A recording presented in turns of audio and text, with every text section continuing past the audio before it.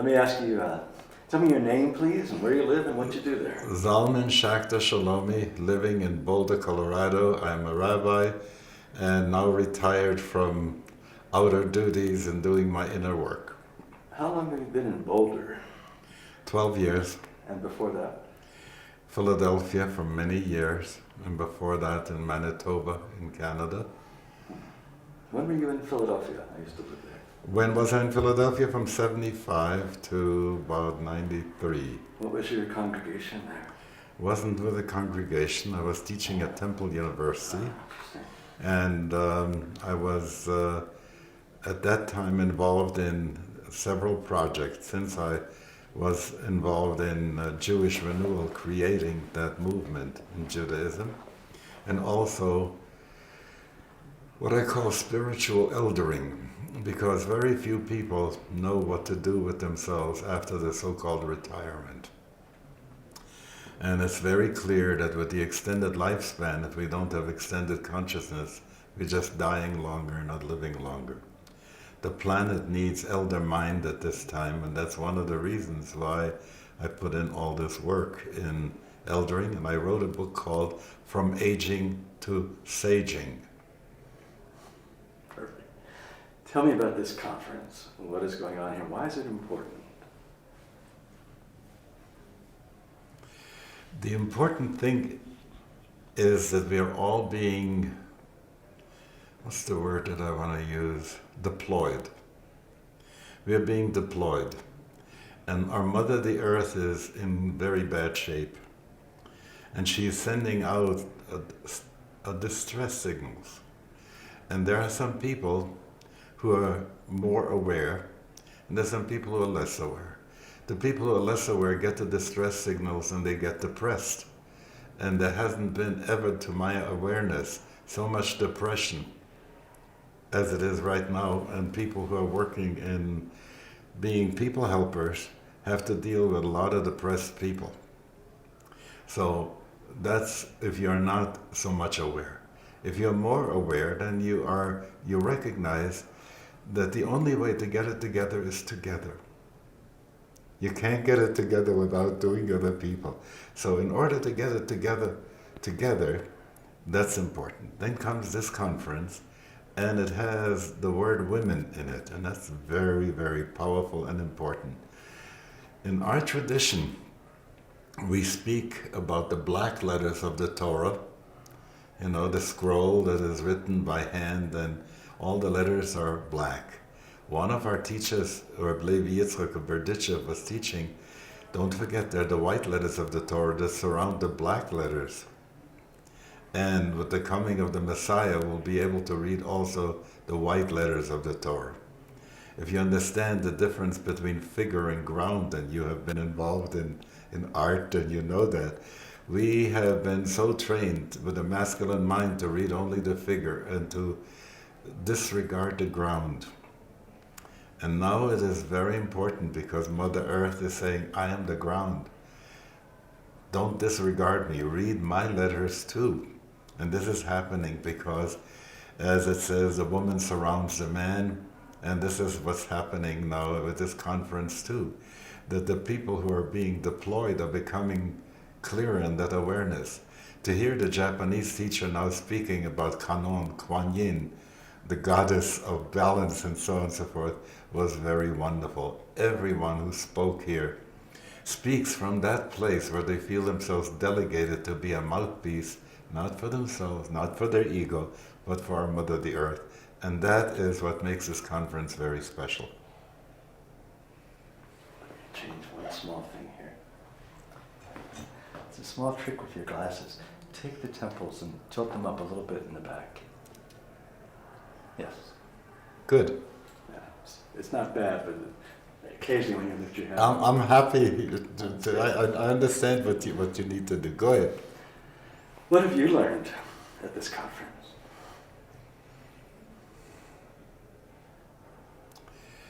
When a person gets to the December years of their life, there's always the worry. In what shape am I leaving the world? Is anybody gonna mind the store?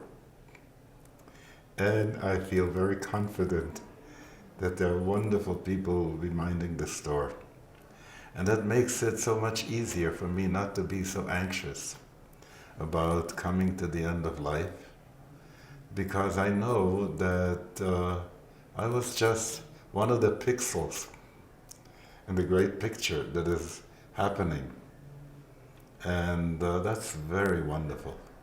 The variety of people, you know. Thank God I've had a lot of ecumenical friends, and to meet people of the entire range from Judaism, are people who have come to Christianity, and I've often been at Snow Mass from my own retreats to be with Father Keating and Father Joseph Doyle.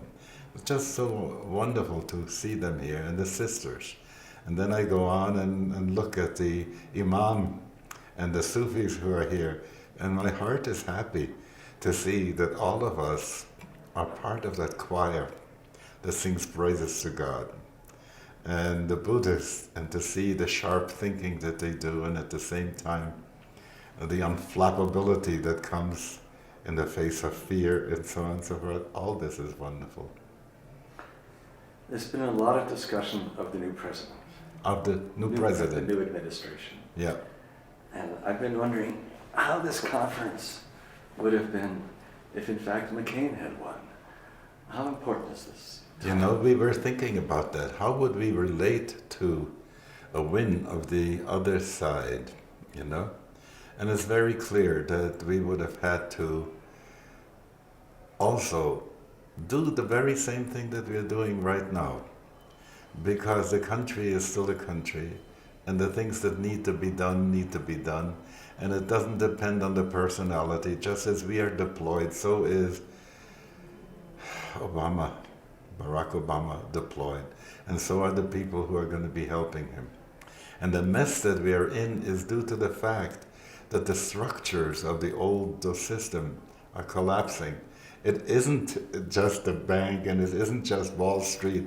It is even the notion of national government and turf issues. You're on my turf, I'm on your turf. Who takes the taxes? When people talk about taxes, I feel they're stupid about that.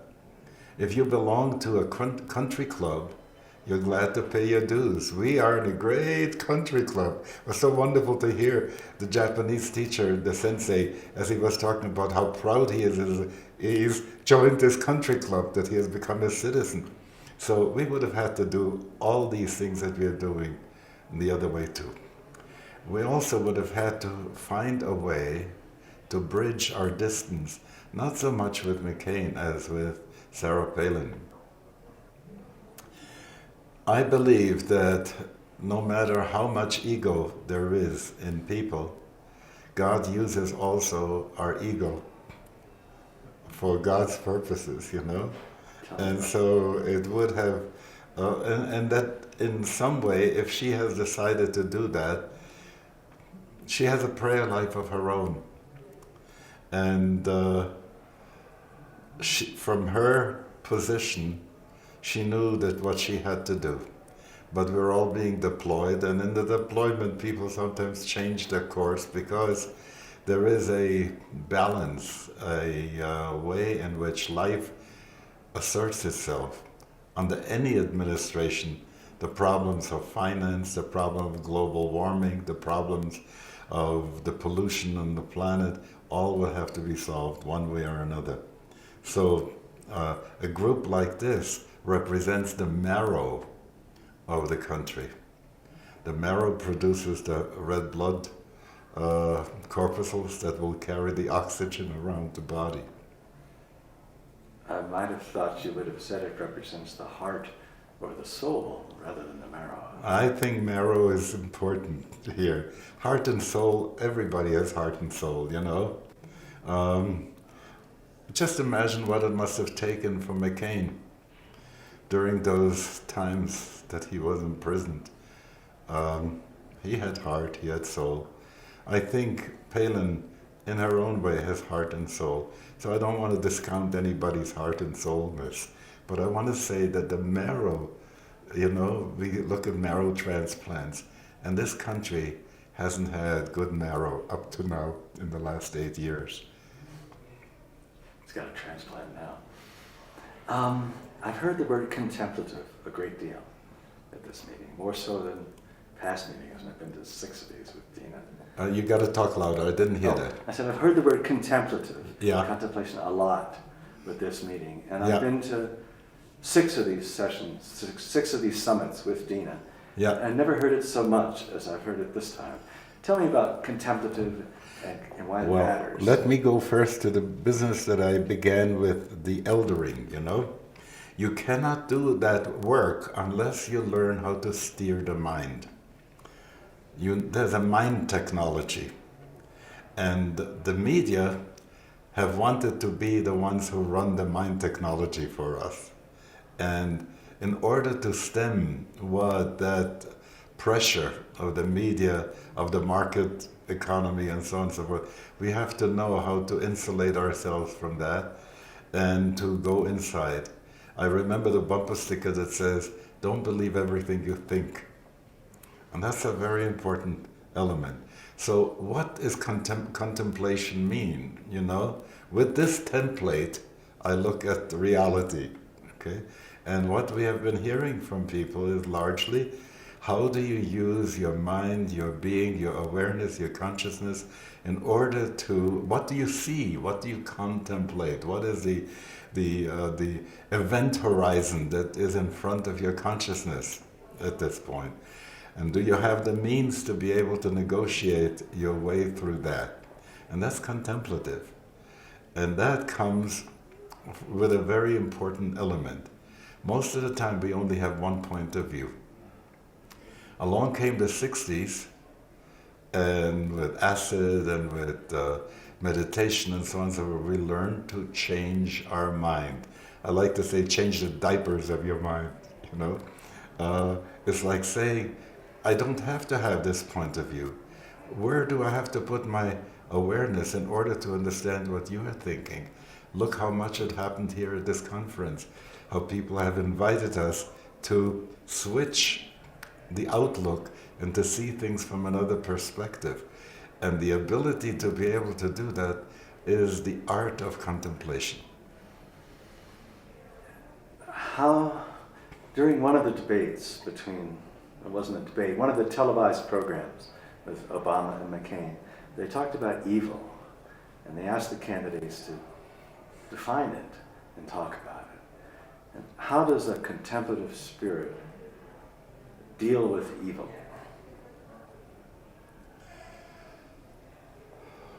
This is a very deep question. And it depends whether you have gone through a paradigm shift or not.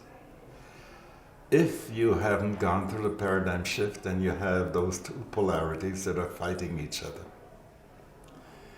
Everything was seen in terms of separated and inimical polarities. So good versus evil, males versus females, Democrats versus Republicans, and what have you, okay?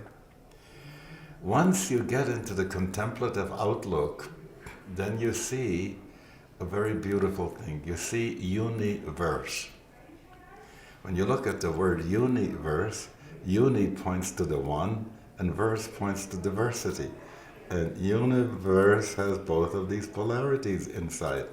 And so the issue of what I don't like, I call evil, and what I like, I call good, that's old. That's the old paradigm. In the new paradigm, the question is, everything is working with each other. Like in the body, we have metabolism, catabolism, anabolism, day and night, and all, yin and yang, and all these kinds of things are there. To believe that the God, Earth, Mother, Sky Father, all these have created a situation in which we have to cut off evil. I don't like to call it that way, I call it shadow. Now, everything has a shadow cost. What we are doing right now has a minimal shadow cost, but still has a shadow cost. The electricity, what went into building this camera, and so on and so forth. That's the shadow cost that's there. If we are aware of the shadow cost and we put it into our budget, as it were, it's a different story. Look how they're talking about nuclear energy. They don't like to talk about the shadow cost of nuclear energy. I don't mind to discuss nuclear energy, provided you bring the shadow cost up front. Every mile of highway that you build has a shadow cost of accidents that'll happen on it and of roadkill that will be there. Every hospital that's going to heal has a shadow cost of the iatrogenic diseases that are going to happen there. So I don't like to call it evil. I like to call it the shadow of the good. And if we count it in and know that this is a necessary karmic situation, that there will be shadow, it's not so bad. One of my students once asked me a difficult question about relationship with his mother. And he asked me, can you help me to go through this with a minimum of karmic pollution? Isn't that wonderful? So that's what I mean by being able to, in the cost accounting, to take care of shadow cost. Is there anything else you would like to add?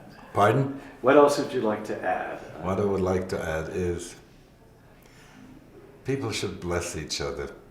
You know, I know you're going to be spending hours in post-production, and every mistake you're going to make will take you extra time.